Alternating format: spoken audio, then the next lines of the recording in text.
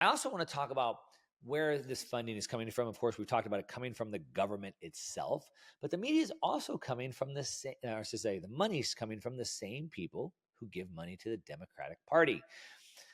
The Democratic Party is being funded by the same people to do the same things that the government itself is doing. George Soros, of course, gave $1 million to Media Matters. He gave $3 million to CAP. And Soros gives those donations as part of his broader support for the Democrats. He gave $80 million to the Democratic Party in 2020, $125 million in 2022. Soros was the largest donor to the Democratic Party in 2022. You know who the second largest donor was? That was Sam Bankman-Fried from FTX, the fraudulent cryptocurrency exchange that was started right when Biden announced that he was going to run for president, became the second largest donor to the Democratic Party, has now been sentenced to shut down as it was exposed from fraud by people on the internet like me and you, not the reporters, not the government, but you and I had to hogtie them and bring them to justice. Now they're shut down. Yes, that's who George Soros is on par with giving. The other donor, FTX, Sam Bankman-Fried. Now, as such, Media Matters and CAP have always been Democratic Party front groups aimed at deciding what mainstream corporate news media outlets cover. They've successfully pushed the news media further to the left over the last 20 years since the two organizations were founded. All right. It's the same old characters. It's John Podesta. It's Hillary Clinton, the ones that push the Russia hoax. It's the people inside the Department of Justice, the FBI, the DHS, all of them. All right. And we can see this. We can see how clear this is, that it's a partisan attack. But again, I don't want to make it partisan. I think that takes away from the severity of this. This is the government. It's people that have taken over a political apparatus, in this case, the Democratic Party. It could also be the Republican Party, that are using the government, the political apparatus and the government apparatus, the DHS and all these government bodies, as well as the media, to push a totalitarian regime change. Okay? That is what's happening here.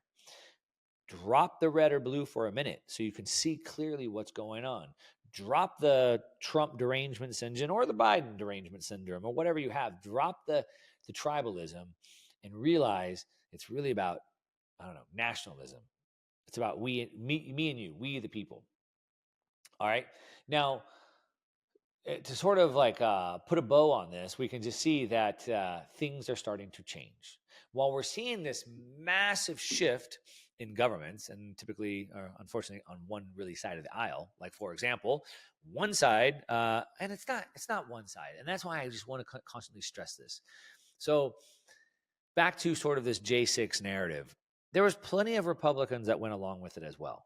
Now, it was getting a new speaker in the House to finally get all the information released to the public, but you can't say it's just one party. It doesn't work like that. Okay, it doesn't work like that. I just want to constantly just pound that into your head. It's about me and you, we the people. It's about our freedom, our ability to choose. That's what matters. It's not about a political party. But like I said, this is a big shift that's happening. We're seeing the shift from free speech advocacy to now authoritarian tactics. We're seeing the transformation of the Democratic Party right before our very eyes, right?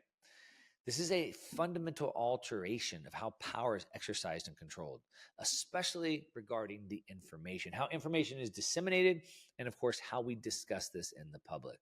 All right. Now, it does seem to be very, very, very, very, very heavily biased to the left. All right. It does. But I want to make sure that we're not trying to go left or right. This is really about us, we the people, versus them. Now, what we're seeing is that we're seeing a pushback of this.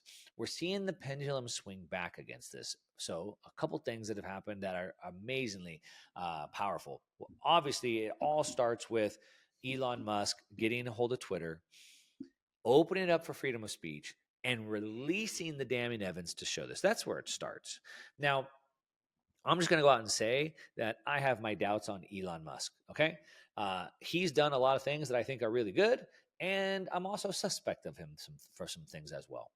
I cannot be, and neither should you, An intelligent person cannot be 100% behind anybody or anything.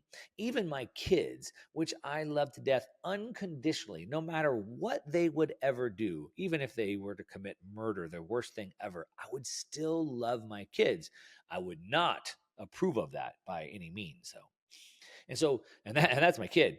So there's nobody that I fully love and support. There's always going to be things that they do I don't support, just like my kids. I don't support those things you've done. Elon Musk seems like a great guy. The Republican Party, I mean, there's some good guys, there's some bad guys. Even the good guys have done some bad things, right? Both sides do this. So I just want to make that clear here. But it does start with Elon Musk taking that over. Could he be controlled opposition? Maybe, maybe not. We don't know. We'll see as this unfolds. But what we do know is that's really where it started, and that's where the fight is right now. And as a matter of fact, as Media Matters is coming after him and trying to hit him in the pocketbook where it really counts, he's fighting back. And he just dropped this week what he's calling a thermonuclear attack, and launched a massive lawsuit against Media Matters. And at the same time, Trump's platforms, Truth Social, has also filed massive lawsuits. So we're seeing this take place. We have a court case going to the Supreme Court of the Biden administration trying to get back the right. Well, they don't even have the right. They were told that they can't interfere with private companies anymore, and they're mad about that. That's going to the Supreme Court. We're going to see how that plays out. All right. We're going to see how that plays out. We're going to see what happens with Elon Musk's lawsuit against Media Matters. We're going to see what happens with Trump's lawsuit or his lawsuit with Truth Social. Now, I will say that while all of us were distracted, while we were all asleep at the wheel, while the media has scammed us by telling us that we should be paying attention to Trump and Biden, all we've ever cared about is our presidential election, which under Democratic Republic doesn't even really matter to us. What does matter to us is who's in my city council, who's my mayor, who's my county supervisor, who's my sheriff, who's my governor. That's what matters to me.